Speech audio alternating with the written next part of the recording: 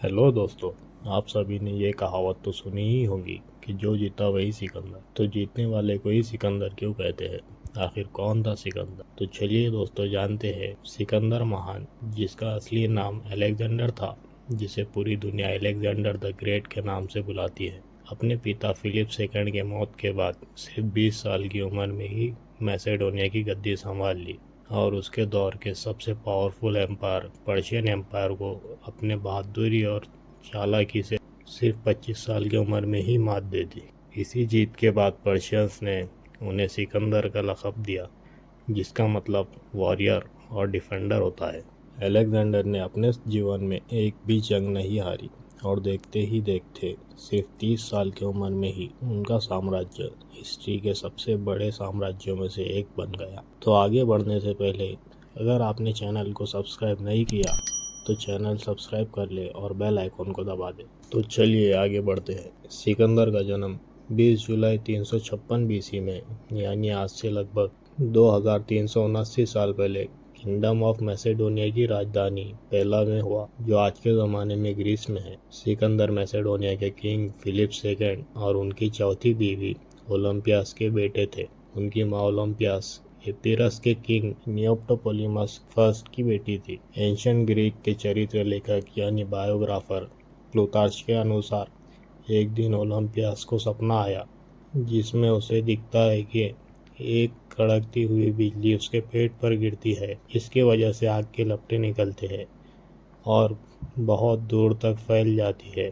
कुछ समय बाद फिलिप सेकंड को भी सपने में दिखता है कि वो अपनी बीवी के पेट पर एक सील लगा रहा है, जिस पर शेर की तस्वीर बनी हुई है।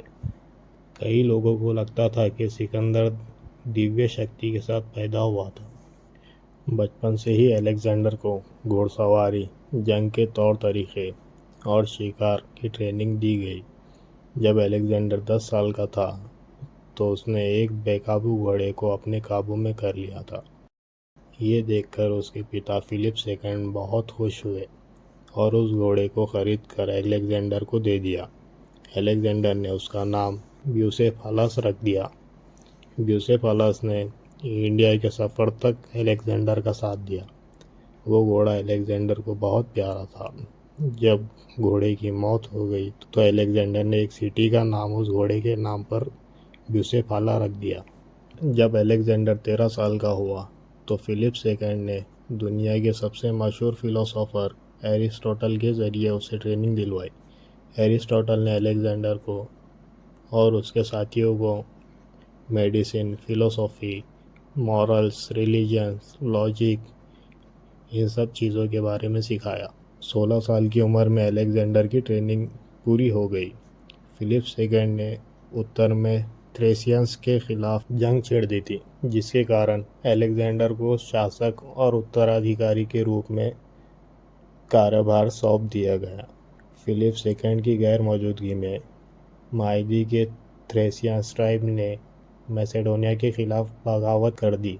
अलेक्जेंडर ने जल्द ही एक्शन लेते हुए उन्हें उनके इलाके से खदेड़ दिया। जब अलेक्जेंडर 18 साल के थे तो उन्होंने अपने पिता फिलिप सेकंड के साथ मिलकर चैरोनिया में थेबन्स और एथेंस के अलायंस के खिलाफ जंग लड़ी, जिसे बैटल ऑफ चैरोनिया के नाम से जाना जाता है। इस जंग में फिलिप ने राइट विंग्स की कमांड संभाली और अलेक्जेंडर ने लेफ्ट विंग की। दोनों ने मिलकर इस जंग को जीत लिया। 336 बीसी में अपनी बेटी की शादी में फिलिप सेकंड के बॉडीगार्ड्स के कैप्टन ने फिलिप सेकंड की हत्या कर दी। उस हत्यारे को भी फिलिप्स के दूसरे बॉडीगार्ड्स ने पकड़कर मार गिराया। फिलिप सेकंड के मौत के बाद अलेक्जेंडर को राजा बना दिया गया। राजा बनते ही अलेक्जेंडर ने अपनी दुनिया फतेह करने का सपना शुरू कर दिया। उसने आसपास के सभी इलाकों को अपने कब्जे में ले लिया। मई 334 बीसी में अलेक्जेंडर द ग्रेट ने उसके और पर्शियन एम्पायर के बीच लड़ी जाने वाली 3 मेजर जंगों में से पहली जंग लड़ी, जिसे बैटल ऑफ ग्रेनिकस के नाम से जाना जाता है। ये जंग आज के तुर्की में स्थित बीगा नदी के पास हुई। इस जंग में अलेक्जेंडर ने पर्शियंस को हरा दिया और बाकी सिटीज़ में पर्शियन फौज को डिफेंसिव होने पर मजबूर कर दिया। 5 नवंबर 333 बीसी में अलेक्जेंडर और पर्शियन एम्पायर के बीच दूसरी जंग हुई, जिसमें पर्शियंस की कमांड डारियस थर्ड ने संभाली।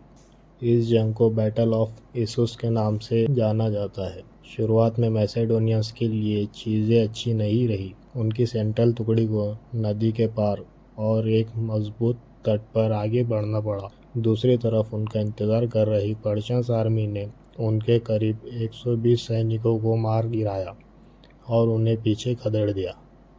और बाई और थेसालियन पर्शिया के भारी घोड़ों के भारी समूह के खिलाफ संघर्ष कर रहे थे। वो थोड़े समय खरीदने के लिए पीछे हट गए।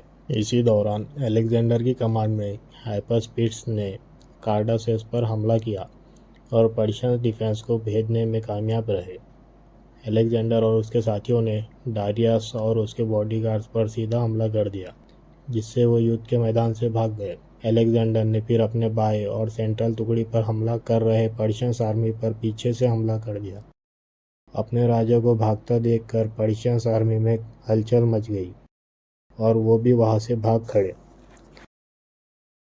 अलेक्जेंडर की आर्मी ने उनका पीछा किया और जो पकड़े गए उन सभी को कत्ल कर दिया। उसके बाद डारियस की बीवी, बेटियां, माँ और जो डारियस के साथी थे उन सबको बंदी बना लिया गया। अलेक्जेंडर ने सभी औरतों को रिस्पेक्ट के साथ ट्रीट किया और आगे चल के डारियस की एक बेटी से शादी कर ली।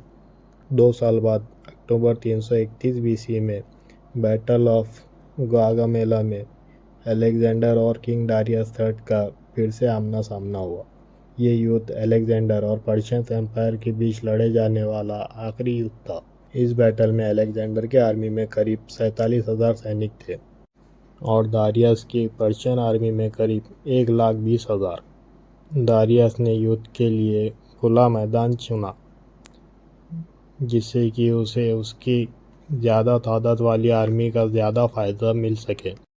उसके सोल्जर्स ने वहाँ के पेड़ पौधे निकाल कर उस मैदान को फ्लैट किया ताकि उसके जंगजू रथों को आगे बढ़ने में आसानी हो सके। दारियस के आर्मी में सीरिया और बेबीलोन के लड़ाकू, आर्मेनिया, इंडिया और सेंट्रल एशिया के घुड़सवार और 200 रथ और कुछ हाथी भी शामिल थे। अलेक्जेंडर की आर्मी में लेफ्ट साइड थ्रेसियन और थेसेलियन घुड़सवार, सेंटर में मैसेडोनिया के माहिर भाले फेंकने वाले और राइट साइड में अलेक्जेंडर और उसके माहिर घुड़सवार साथी और बहादुर जंगजू मौजूद थे। अलेक्जेंडर ने हमले की शुरुआत करके पर्शियंस को सरप्राइज कर दिया। पर्शियंस ने अपने रथों के लिए साफ किए हुए मैदान में ही अलेक्जेंडर को रखने के लिए अपने सेंटर के आर्मी की पोजीशंस चेंज की और अलेक्जेंडर के पर्शियंस के सेंटर को कमज़ोर करने के प्लान में फंस गए। जब अलेक्जेंडर ने देखा कि उसका प्लान काम कर गया तो उसने अपने राइट साइड के घुड़सवारों को आक्रमण करने को कहा। राइट विंग में एक भयानक जंग शुरू हो गई।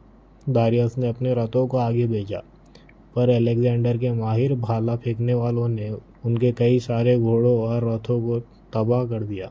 अब अलेक्जेंडर ने उसके साथियों के साथ सीधे डारियस के ऊपर चढ़ाई कर दी। इससे पर्शियंस के सेंटर में उथल पुथल मच गई और दारियस वहां से फिर एक बार भाग गया और कुछ समय बाद दारियस की उसी के गवर्नर ने हत्या कर दी। इस जीत के बाद अलेक्जेंडर ने उस वक्त की दुनिया के सबसे बड़े एम्पायर को सिर्फ 25 साल की उम्र में ही मात दे दी। उसके बाद उसने इंडिया का रुख किया, जहां उसका सामना पौरव राज्य के महान राजा पोरस से हुआ। पोरस और अलेक्जेंडर के बीच कई दिनों तक जंग चली। इस जंग में अलेक्जेंडर को अब तक का सबसे ज़्यादा नुकसान उठाना पड़ा, पर पोरस के इतनी बहादुरी के बाद भी अलेक्जेंडर ये जंग जीत गया। किंग पोरस की बहादुरी और कुशलता से प्रभावित होकर उन्होंने पोरस को माफ़ कर दिया और वहाँ से चले गए। वापसी में भी अलेक्जेंडर ने कई सारे इलाकों को फतेह कर लिया। एक दिन अलेक्जेंडर की तबीयत अचानक बिगड़ गई और कुछ दिनों बाद ही उनकी 323 बीसी में सिर्फ 32 साल की उम्र में ही मौत हो गई। उनकी मौत की सही वजह किसी को नहीं पता। किसी को नहीं पता कि वो बीमारी की वजह से हुई या फिर जहर देने की वजह से।